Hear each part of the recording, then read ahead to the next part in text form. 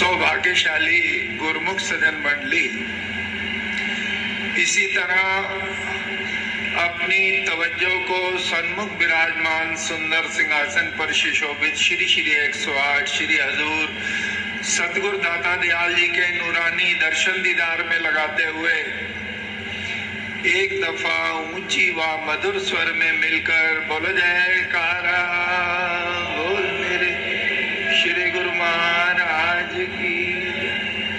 गुरुमुख जन अपने भागों की जितनी भी सराहना करें कम है। ऐसा लासानी दरबार मिला, वक्त के पूर्ण सदगुरु की चरण शरण मिली और नित्य प्रति उनके दर्शन दीदार करके निहाल होते हैं। गुरुमुख जन हकीकत में भाग्यशाली है। जो भी इनकी शरण में आ जाते हैं, इनकी आज्ञा मौज में चलते हैं, लोक परलोक की उनकी जिम्मेदारी हो जाती है, हमें हर मुसीबत से बचाते हैं। महापुरुष फरमा रहे हैं कि ये मानुष तन नायाब है, कीमती है, दुर्लभ है। इसके एक एक श्वास की कीमत महापुरुषों ने अपनी अपनी वाणी में, किसी ने 14 भवन बताई है, किसी ने 3 लोक बताई है। मगर कब? जब इन श्वासों से हम दर्शन दीदार करें, नाम भक्ति की कमाई करें, नाम सुमरण करें। 2 घंटे भजन अभ्यास तो हर प्रेमी के लिए आ गया है ही है। चलते फिरते भी अंदर नाम की ध्वनि चल रही है। तवज्जो उधर दे, आंखों से रास्ता देखे, हाथ काम में लगे रहे। तो महापुरुष फरमाते हैं वो सच्चा धन एकत्र होगा जो लोक परलोक में संगी साई होगा। हाथ से जाता है जो एक श्वास भी साथ उसके जा रही है। जिंदगी कीमती दौलत तेरी है लुट रही और तू बेखबर है आदमी। ये जन्म यूं ही गवाने का नहीं, वक्त फिर हाथ आने का नहीं। एक एक श्वास करके जिंदगी घट रही है। और महापुरुष फरमाते हैं उससे नाम भक्ति की कमाई कर लो।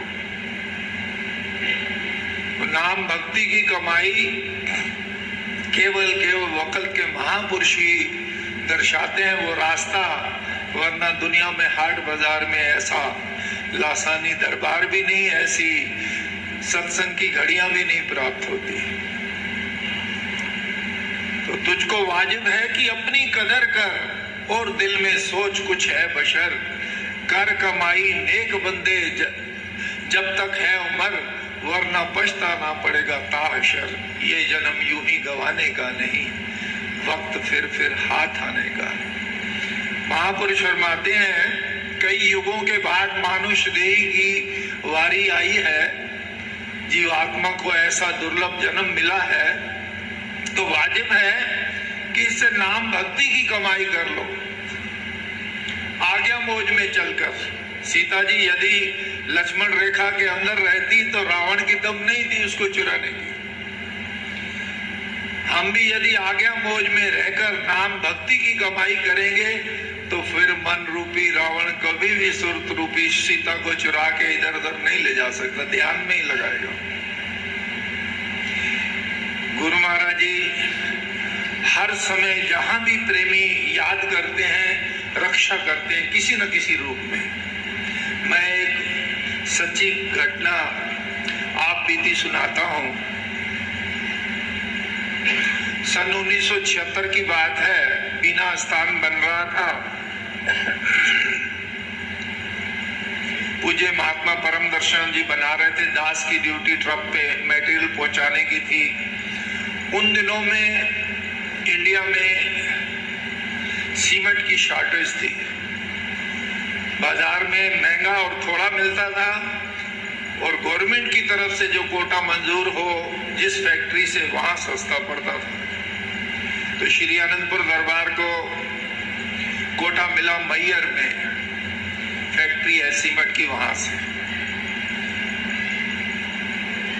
तो दास वहां ट्रक लेके गया। जब ट्रक भर के बाहर निकले तो 2 रास्ते थे बीना आने के लिए।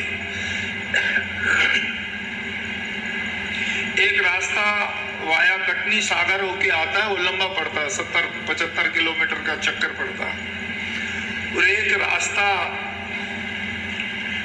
शॉर्ट है, मैयर से बैयर होके छतरपुर टीकमगढ़ होके बीना जाता है, वो नजदीक पड़ता है। तो मैंने कहा ये छोटा रास्ता चलते हैं, टाइम भी बचेगा, डीजल भी बचेगा। 40 किलोमीटर का टुकड़ा, बीच में सिंगल रोड था। तो अगस्त का महीना था। जब मैं उधर से चला तो रास्ते में 20-25 किलोमीटर जाने के बाद एक ट्रेलर रोड के ऊपर खराब खड़ा था।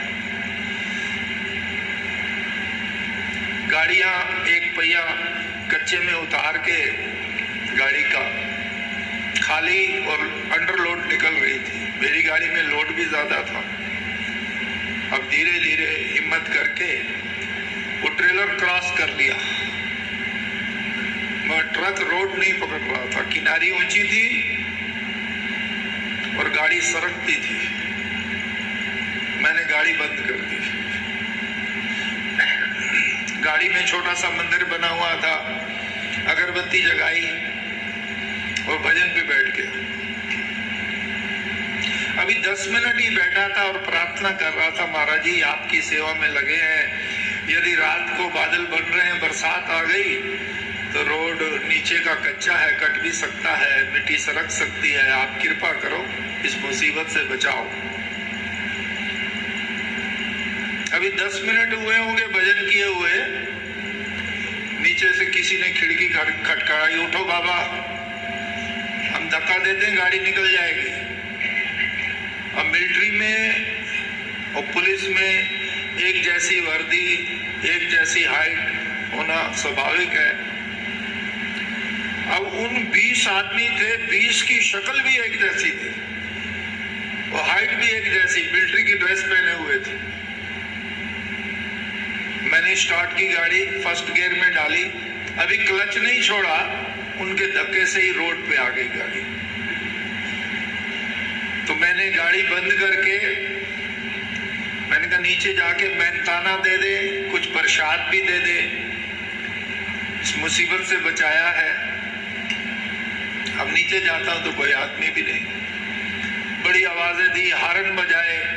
जो ट्रेलर खड़ा था खराब, उसमें एक क्लीनर सोया हुआ तो वो उठ के आ गया, भाई इतने हारन क्यों बजा रहे। तो कहने का मतलब गुरु महाराज जी को जब प्रार्थना की तो उन्होंने उन्हीं के रूप में आके मदद की। तो ऐसे ही जो गुरुमुख आज्ञा मौज में चल के गुरु महाराज जी का ध्यान करते हैं तो लोक परलोक में वो सहाय होते हैं। कहा भी है कि साचे मन से जो गए सतगुरु चरण आधार, लोक व परलोक के सतगुरु जिम्मेवार। वो लोक परलोक की हमारी गारंटी उठाते हैं, हर मुसीबत से बचाते हैं यदि हम उनकी आज्ञा मौज में चलकर भक्ति का सच्चा धन कमाते हैं। तो उसके लिए कोई जंगलों में जाके तपस्या नहीं करनी, भगवान स्वयं ही परमहंस महाराज जी के रूप में अवतार लेके हमारे सामने विराजमान है। वेद तक भी भेव जिन भगवान का पा सकते नहीं, योगियों के ध्यान में जो सह जाते नहीं, वही सच्चिदानंद प्रभु संत रूप में धरा धाम पर आए हैं। भाग्यशाली गुरुमुख जन है जिन सुंदर दर्शन पाए हैं।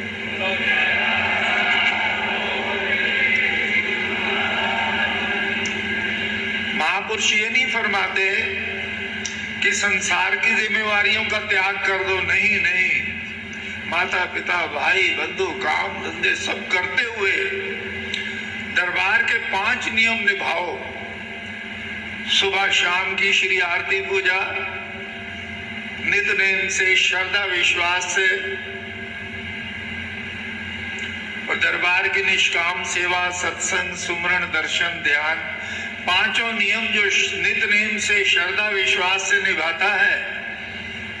और 2 घंटे भजन अभ्यास। सतगुरु दाता दयाल जी आजकल के हालात को देखते हुए वचन फरमाते हैं, यदि लगातार नहीं बैठ सकते तो 2 बार में, 4 बार में बैठो, आधा घंटा करके बैठो।